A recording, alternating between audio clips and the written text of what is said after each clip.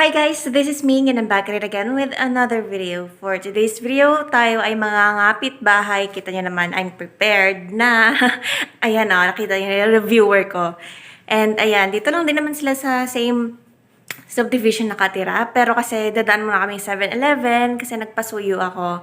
And then we will talk about something related to mental health then and syempre sa psychology. And ang alam ko lang kasi dito noon ay yung textbook definition niya. Pero itong makakasama natin, itong guest natin for today is na-live through niya na yung na-experience niya mismo kung gaano kahirap itong pag-uusapan natin for today. So, balikan ko kayong mamaya.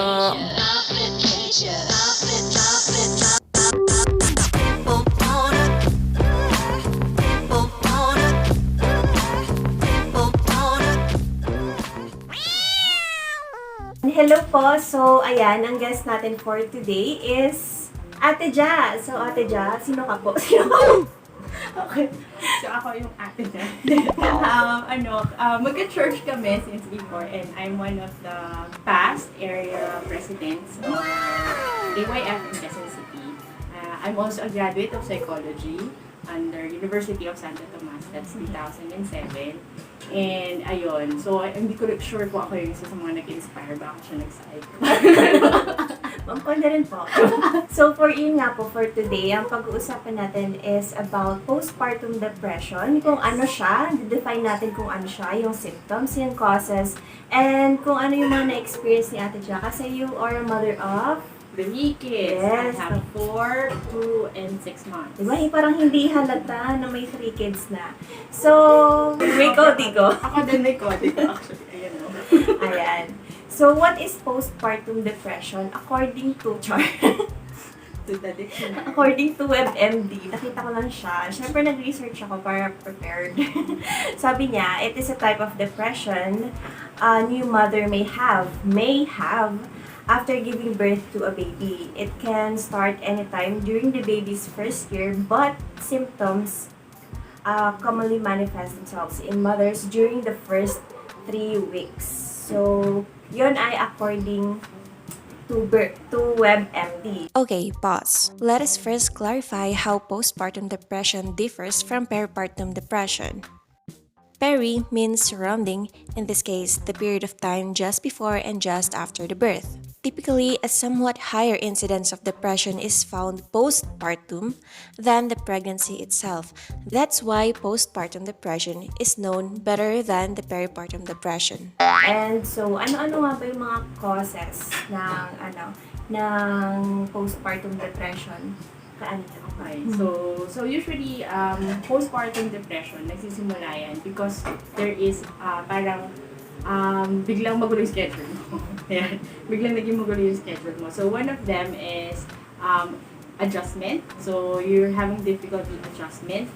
Second, one of the most important, wala kang tulog. Mm-hmm. So when you don't have enough sleep, di ba kahit naman wala kang anak, kung wala kang tulog, cranky ka and everything. So imagine this one, the baby wakes up every 2 hours, di ba? And hindi mo alam kung ano gagawin mo kasi first time mom ka. So it's also one of the reasons. One of the highest reasons also is wala kang helping community or helping village or wala kang tutulong sa'yo. Ikaw lahat. Yan. So asking help is very important. So if walang husband or single moms, it's very important to have somebody who will help you out, especially kung first time. Kasi hindi mo alam kung gagawin mo eh. So, yun nga. Sa akin na, it's more on the adjustment that you really have parang more of the reasons bakit nagkakaroon ng postpartum. Also, one of the reason is yun nga, because of you giving birth, you have hormonal imbalances. So, if that has triggered na hindi siya bumalik, it can be also the reason why you have postpartum. Mm-hmm. According sa naranasan nyo, ano pa yung symptoms ng postpartum? Wait lang hindi ako nag-postpartum. Pero on my end, I felt that it was one of the parang reason na parang pag hindi mo siya napigilan, can end up with postpartum. Okay. So, first one is unexplained crying. So, I'm sure lahat ng mga nanganak, hindi mo alam bakit ka umiiyak. For one of the reasons. Okay, so kwento ko lang. Sige po. Of them is, pagkapanganak ko, parang, I'm usually a very organized person. So, gusto ko lahat nakaplano and everything. So, that one, syempre, first time, hindi mo naman talaga gagawin mo, diba? So, when I gave birth, parang, magulo, lahat magulo, as in everything, wala ka rin maayos na tulog. Though I'm very happy na tumutulog sa akin. Then, first 5 days, I was just wiping my baby's bottom kasi ayaw ko siyang i-water dahil pin ko ang hirap nilagay sa ano. And end up, may sugat siya sa breast. So, kailangan siya bilhan ng gamot. And my mom was flying out to Saudi Arabia at that time. Umiyak ako. Sabi mo ko, why are you crying? Sabi ko, may sugat yung anak ko. Kailangan mo bilhin ng gamot. Sabi niya, ito pera. Ayoko ng pera mo. As in, ngayon nakakatawa na siya. Pero that time was just like crying, bawling. Parang, sabi ko, magagamot naman niya. Sabi ko, hindi ako. Sabi niya, gusto ko pera ko. I did not have any work that time. I did not have one. In short, wala na, ubos na yung perang inipon ko kasi pinakain ko sa hospital. Tapos, simpleng baby rush, something. Iniiyakan ko siya. So, looking at it, I remembered how desperate I was with I don't know what I was crying about. It was really more on, it was my ego na parang hindi ako sanay ng ganito, nanghihingi, parang gano'n. So, but now, nakakatawa na lang siya. Pero, there can be a lot of videos that people are crying after giving birth. And one of them is because a lot change about their life. Yun. So, hindi sila sanay nakakatulog ng 8 hours, hindi sila sanay ng may umiiyak, hindi sila sanay ng magulo yung bahay, hindi sila sanay. Basta, it's a lot of reason bakit sila unexplained crying. Yan. Next is irritability. So, medyo irritable because medyo mataas yung pressure ng baby na umiiyak, hindi mo alam gagawin mo, and sometimes yun, may insomnia. So, dahil disrupted naman yung sleep mo, hindi mo alam kung saan mo ilalagay tulog mo sa umaga, sa gabi, sa hapon, kasi every 2 hours gising yung baby, promise. So, for me, di ba, 3 kids. So, saan mo lalagay yun? Di ba? Kasi iba yung activity ng 4 years old, sa 2 years old, sa 6 months. So, so, imagine mo yung mga 12 anak. Ano nila ginagawa? My gosh. Kasi ako parang suko na ako sa tatlo, di ba? Yan. Next is sadness. There is sadness. There is a feeling, yung sadness nagkakaroon sa parang, before, parang I can do anything I want. But now, there's a baby waiting for me. So, I cannot just leave home or hindi ko na nagagawa yung mga, kunyari, hindi na ako ng Netflix, hindi na ako nakakalabas with my friends because there's a baby. So, there's a feeling of sadness na parang nawala yung social life mo. So, there's yung ganon. So, mood changes. So, very important, nangyayari talaga mood changes because if you give birth, there's hormonal changes. Even if when you're pregnant, iba yung hormones mo, ngayong nanganak ka, nag-ano pa siya, nag-level pa siya, babalik pa siya sa normal. Tapos yun, restlessness. Yun. So, restlessness naman is because nag-iisip ka in advance, ano bang gagawin ko? At wala pa.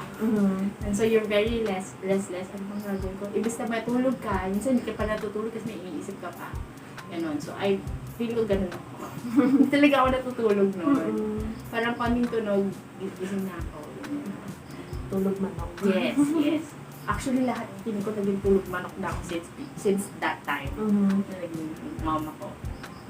Meron pong isang term na medyo napag-i-intertwine natin with postpartum, which is baby blues. So, ano nga ba yung baby blues? Okay, so baby blues is actually baby blues yun yung nangyayari because of the adjustment. But baby blues goes away. Ibig sabihin, yan yung dahil nag-a-adjust ka. Parang ano lang yan first day high sa school, diba? So parang first day high, first week, parang tinitimpla mo ba yung classmates mo? Sino doon yung hindi mo gusto? Sino doon yung gusto? Okay, sino doon yung magiging good friend? Mo, Yes, tama. So same with baby blues. It's tinitimpla mo pa ano yung magiging routine mo, paano paano yung sarili mo. Kasi there's also time for self.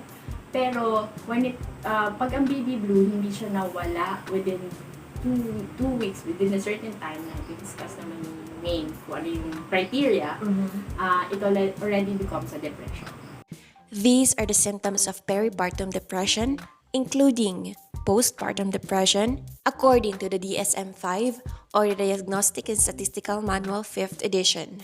Sluggishness, fatigue, feeling sad, hopeless, helpless, or worthless, difficulty sleeping or sleeping too much, changes in appetite, difficulty concentrating or confusion, crying for no reason, lack of interest in the baby, not feeling bonded with the baby, or feeling very anxious about the baby.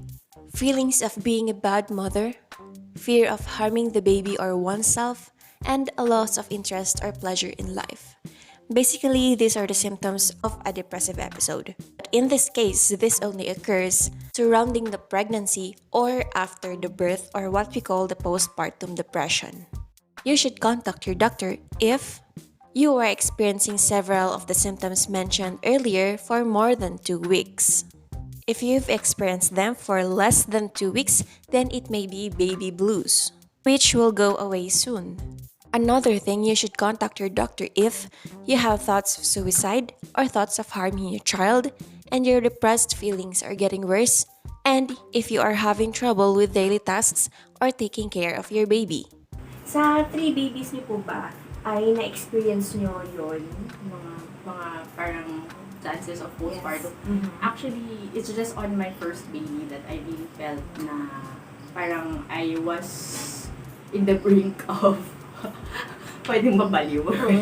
Yan, kasi first and foremost, yung nanganak ka, parang dahil emergency yon, you were not ready. Hindi ko talaga na-experience maligo sa hospital. So, parang takot pa din ako maligo mo after nun kasi I had the cesarean section. Naalala ko yung mga friends ko, pumunta doon, sila pa nagsukulay sa akin. Talagang hindi ko nakikita yung sarili ko. As in, I was so busy with the baby.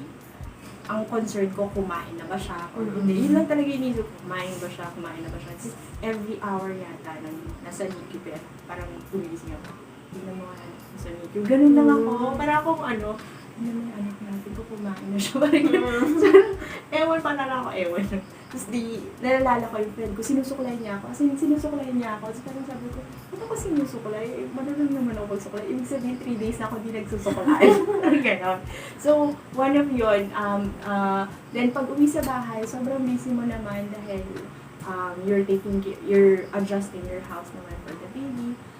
Hindi mo pa rin naalagaan yung sarili mo. Yun. So, at the end, pag nakikita ko yung sarili ko sa salamin ko, dito pala yun, hindi ka nakakatulog, hindi ka nakakapag-ayos ng sarili. Parang, pahinga mo na lang is yung tulog siya. Tapos, ang iniisip mo pa, paano nakakakain ba siya ng maayos? Tama ba yung gatas ko or not? Which is a big problem of pag may newborns. Laging tanong sa akin, kulang yung gatas ko.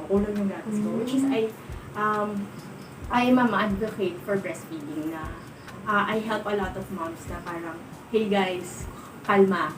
Kasi yung baby, cherry lang yung child. Huwag mong hingin na ang bibigay mo sa kanya sobrang dami kasi susuka lang niya. So, pag may mga newborn, pag may mga friends ako na bagong panganak, lagi ko silang pinapaalalahanan. Huwag ka mag-panic, ito yung stomach, ganito lumanap yung stomach. So, ako nauuna na ako nagbibigay sa kanila ng tips kahit di pa sila nagsasabi. So, it's something that I want to give to them kasi yun yung laging one reason na mga tao, yung mommy, they question themselves. Tama ba? Am I enough to give my baby milk? Yan. So, yun din yung naging problem ko ng first baby. So, looking back at it, ayun, sobrang mahirap kasi naalala ko na sobrang hindi talaga ako, parang, hindi ko kaya mag-adjust ng kadali. And, so, akala ko mamamatay pa.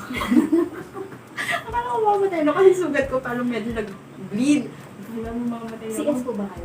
So, sabi ko, kakapangan ko lang, hindi pa ako pwedeng mamatay. Yung baby. Ang morbid na naiisip mo na. Mas agad dami. Tapos, according to, Barlow and Duran from this abnormal psychology textbook, nabasa ko kayo na syempre nag-review ako. Yes. Sure.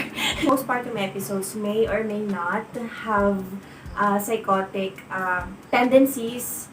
Like, there's this what we call na infanticide, which is Opo. Naghahallucinate yung mother na kailangan niya patayin yung baby niya, or nagkakaroon siya ng delusional like, possessed yung baby ko, kailangan kong patayin. Intrusive something like na that. siya. Yes. So, kapag ganun na yung case, kailangan na talaga ng medical intervention kasi yung life na ng mother and ng baby yung nakasalalay dun. So, yun. Pero hindi lahat ng nakaka-experience ng postpartum episodes or ng kahit na parang ATE JAJA na tendencies magkakaroon ng ganong psychotic tendencies din. Hindi lahat. Okay? Sobrang rare lang niya, pero it is considered medical emergency na. Very true, very true. So remember, when kunyari magkaroon ka ng friend or anybody na parang they started telling you na parang nahihirapan ako mag-adjust, ganyan, you have to hear them out. Yes. Because they are telling you what they really feel na parang hindi talaga siya madali, na parang it's not, kala nila pag nakakita ko ng baby, cute, ganyan. No, guys. It's just part of it, pero we were double-edged. Meron din siyang kasama na, sa pet nga lang, nasa stress ka, diba? So imagine, this one is your child. Parang hindi pwedeng iwanan mo lang siya o balikan kita mamaya, parang ganun. It's very different. So, when your friend or somebody you know that started telling you na, nahihirapan ako, so you have to listen to this person. You have to ask, instead of asking what do you need, ikaw na magtanong, gusto mo ba ipag-grocery kita? Kailangan mo ba na maglalaba? Ganyan. Kailangan mo ba na katulong? Hahanapan kita. Because these people need help. They're just, you're very lucky ikaw yung sinasabihan. Yes. Kasi, ibig sabihin, they trust you about their current situation. Lalo na kung siguro sanay siya na parang in limelight na parang okay lahat yung buhay. Tapos biglang gulat siya, hindi pala ganun ang life being parang mom, parang it's very different. You're, kasi, nakakatakot, you're looking at something very fragile. You don't know what to do about it. You can ask help, lalo na with your mom or, yes, your mom. They can really help you out. Also, your partner, of course, they can help you out. Medyo, swerte lang ako, nurse yung asawa ko. So medyo advantage na siya yung nag-aaral. Hanap nga din ako nurse. It's already parang a call on your end pag narinig mo yung kaibigan mo nag-usapan na nahihirapan ako, because they may end up with postpartum if they cannot get to the adjustment period on time. So yung sinasabi naman niya na intrusive yung tao, yes, there is a tendency kapag nagkaroon ka ng hallucination, but also there is a high tendency dun sa mga merong relationship problem ongoing, like bigla ka tinakbuhan, bigla siya nawala, yung partner mo, or you are a victim of possible rape. You don't want the baby, but of course, as a person, you don't want to let, hindi ka naman yung taong pumatay. But seeing the baby, you remember the trauma of what happened in the relationship or in the past. You can have parang anger towards the baby, but kaya nagkakaroon ng intrusive din na situation. Yes. And for the criteria, i-flash ko siya here. Kasi,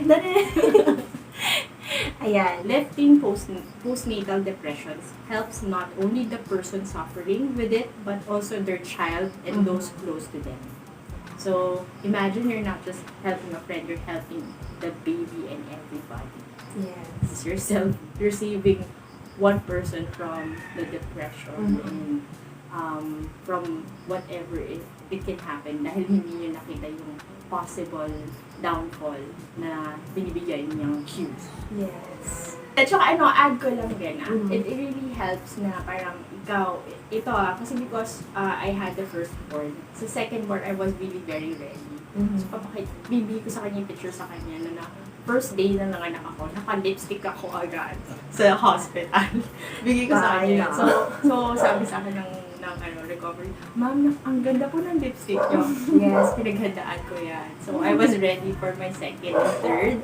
And yun, after nun, I made it a point that I have my me time in the morning. So, for mothers who will give birth, who have gave birth, you give yourself time because when you are okay, your kids will be okay, your household will be okay, your life will be okay. So it's sorry, lamok. so nervyosa. Kape. Kape. So milk tsaka kape, pampalakas.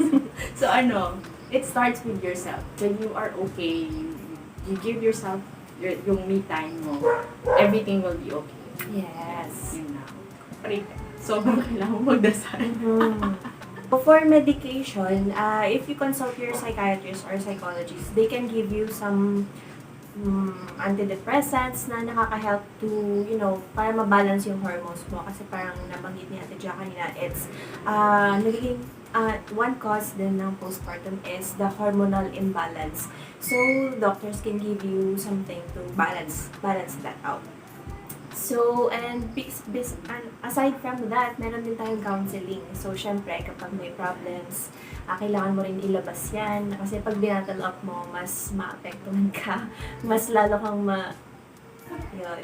At ang tendency yung baby, Yes. yung naging, parang agitated ka pag umiiyak siya. Tapos baka yung stress mo, yung ma-displace mo sa baby mo, nako po. And then, others like exercise, nakakatulong siya. And yung self-care, of course, and relaxation, and of course, yung kailangan may support system ka yung family mo. Kung in some cases na hindi support yung family mo, it's very important na you have kahit friends, Yes, na right. magsusupport sa'yo na they have your back. Kasi kailangan talaga natin ng social support. So, for you po, ano po yung mga ginawa niyo para makabangon-bangon? So, una, buy your favorite shade of lipstick. Hindi. Yeah, yun. Una yung sinabi niya, self-care. So, I started with self-care. So, hindi ko kinalimutan na I have to take care of myself. So, yun yung unang when I wake up, I have my me time with the Lord and me time with myself. I take care of everything I need already. Para pag gumising yung mga babies, hindi ka parang, hindi ko. So, imagine guys, like, nakapantulog ka, paggising mo, patutulog ka na, nakapantulog ka pa din. Diba? So, yung confidence level mo, bababa kasi parang wala kang natapos. Hindi ka nga nakapagpalit ng damit. Parang gano'n. So, you start with yourself. You start taking care of yourself. And then, with that, huwag mo i-pressure yung sarili mo. Yun, I did not pressure myself na parang kailangan magaling na ako agad. Kasi when I had one kid, I had to adjust. When I had 2 kids, I have to start adjusting again kasi iba yung schedules. And now I have 3 kids, I still have to adjust again. Guys, wala akong yaya ha. Wala akong yaya. I'm a full-time mom. Yan. And I'm also working. Imagine the struggles about that. Pero, like they said, you have to be vocal. I'm very vocal with my husband. Tapos galit ako siya. Magkalaya ka ng bata. Magkalaya ka ng bata. Parang, ikaw naman. That you have to be vocal. Having kids is not just for the mom. It's also for the dad. So, kailangan anak mo yun eh. So, give and take. If there's no partner, you should be able to ask help also from the people around you. Na parang, of course, they understand your situation. Diba? Hindi na natin maibabalik yung mali. So, what we can do is we can just continue doing right. Yes. Diba? So, next... Ano yun? Wait lang po, magbubura lang. Try to adjust to your schedule one at a time. Ask for help. Yan. And third one is, fourth na pala, sorry. Yan. You enjoy the moment. Like now, I have, magkakalapit, diba? 4, 2, 1, 0. Kung lang sabihin ng mga tao, every year buntis ako. So, like, gated na po kasi wala na. So, wala ba? Hindi ka na kaya, girl. Ano ba niyo? Hindi ka na kaya, girl. Tsaka, maximum ng CS kasi is 3 yun. So, at least, blessing in disguise. Na CS ako. So, ano yun? enjoy the moment kasi parang when they grow up, 10 years old, wala ka nang, you have to, they can do it by themselves na kahit na nila mag-alaga. So you enjoy the process. Anything that you do not enjoy, you will really be aggressive to it or not be like it. Even in studying, di ba? Pag hindi mo gusto yung teacher, hindi mo talaga. Oo. Pag hindi mo gusto yung subject, sorry na lang. Hindi ka uno. Parang gano'n. So, same with this one. It's a process. It's something you learn from. You embrace being a mother. You embrace having toddlers who just throw everything in the floor and you have to pick it up every day.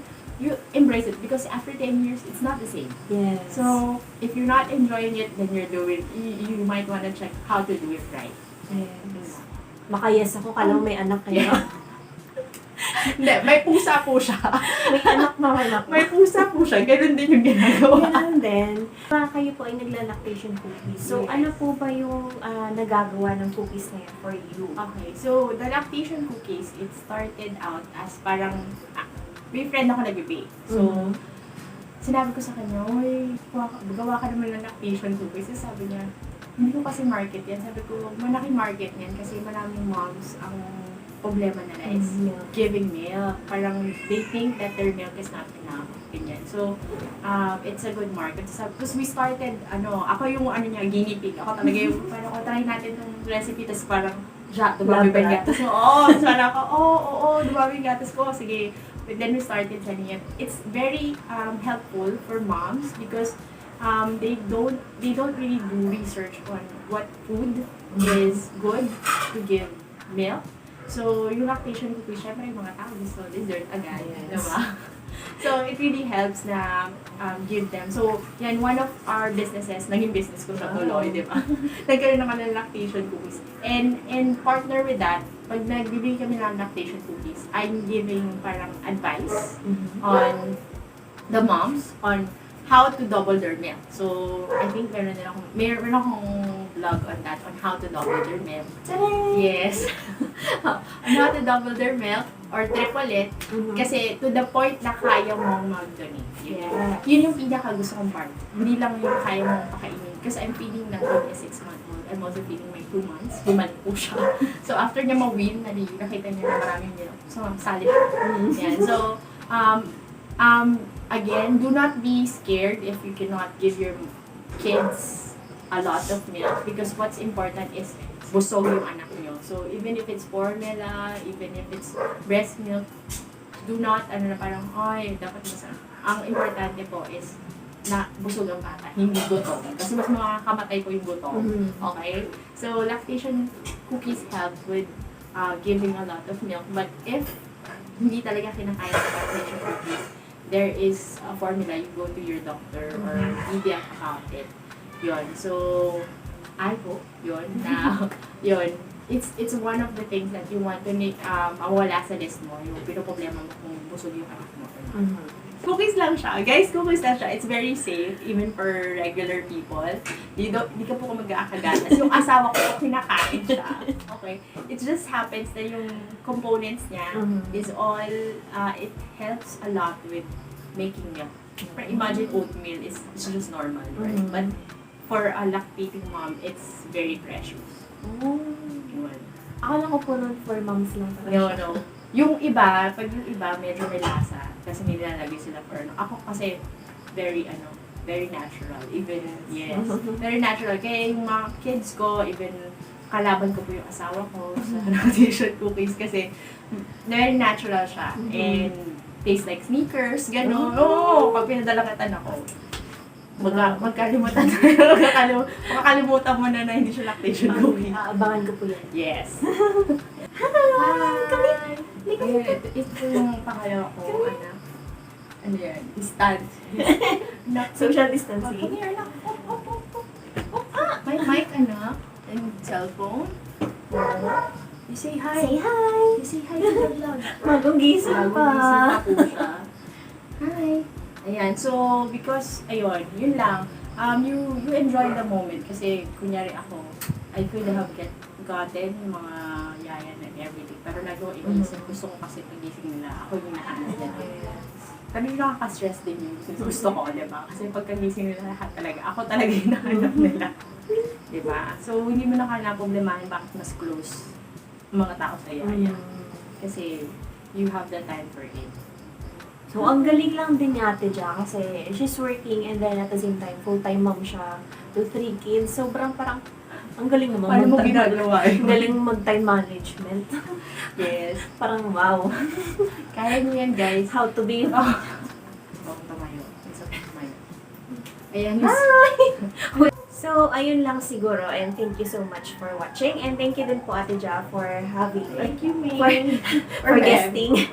Tagal natin ito pinlano. Yes, pinaglan lang natin. Nag-lockdown kasi. So yun, thank you din sa special appearance ni Baby. Baby Zion. So, thank you for watching and nag-blackout na. And see you guys. Ay, meron pa. Halika dito. Ryan, you say hi to the camera. You say hi. Look here. Look here, oh. Here, oh. Come. Come here. Sisikat ka pag English speaking. Yes, Oh my yes. gosh. English speaking sila. Oh my gosh. Yes, so this is my 4, my 2. Yung 6 months. Yeah. You see the mic? You say Yes. bye-bye to the camera. You say bye! Kakarating lang ba yung agad? Bye! Give the rich